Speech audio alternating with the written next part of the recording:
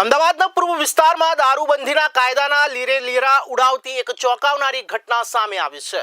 રામોલ વિસ્તારમાં પોલીસથી બચવા જતા બુટલેગરોની આઈસર ટ્રકમાંથી દેશી દારૂનો જથ્થો રસ્તા પર ઢોળાયો હતો।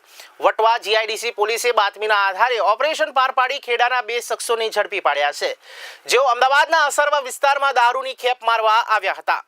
મળતી માહિતી અનુસાર જશોદાનગરથી હાથીજણ સર્કલ તરફ જતા માર્ગ પર અચાનક એક આઈસર ટ્રકમાંથી દારૂની પોટલીઓ ભરેલા થેલા રસ્તા પર પટકાયા હતા।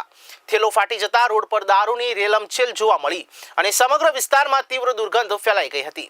ત્યાંથી પસાર થતા વાહન ચાલકો આ દ્રશ્ય જોઈને આશ્ચર્યચકિત થઈ ગયા હતા અને આ ઘટનાનો વિડીયો સોશિયલ મીડિયા પર વાયરલ થયો। વટવા જીઆઈડીસી પોલીસને અગાઉથી દારૂની આ ખેપ અંગે બાતમી મળી હતી, જેના આધારે નાઇટ ડ્યુટી દરમિયાન સઘન વોચ ગોઠવવામાં આવી હતી। આ દરમિયાન પોલીસને જોઈને ગભરાયેલા બુટલેગરોએ ભાગવાનો પણ પ્રયાસ કર્યો હતો, જેમાં દારૂનો જથ્થો રસ્તા પર ઢોળાયો હતો। પોલીસે ફિલ્મી ઢબે પીછો કરી આઈસર ટ્રકને આંતરી લીધી હતી।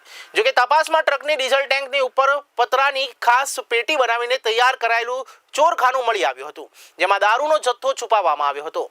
પોલીસે સ્થળ પરથી સાદિક મિયા મલિક ગણપતભાઈ તળપદાની ધરપકડ કરાઈ છે। પ્રાથમિક પૂછપરછમાં જાણવા મળ્યું છે કે આ દારૂનો જથ્થો ખેડાના ચલાલી ગામના કનુભાઈ તળપદાએ ભરી આપ્યો હતો। જોકે આ જથ્થો અમદાવાદના અસારવા સાઈબાગ વિસ્તાર સિવિલ હોસ્પિટલ પાસે રહેતા ધર્મેશ ઉર્ફ ધર્મેન્દ્ર નામના શખ્સને સપ્લાય કરવાનો હતો। હાલમાં પોલીસ આ નેટવર્ક સાથે જોડાયેલા અન્ય આરોપીઓને પકડવા માટે ચક્રો ગતિમાન કર્યા છે।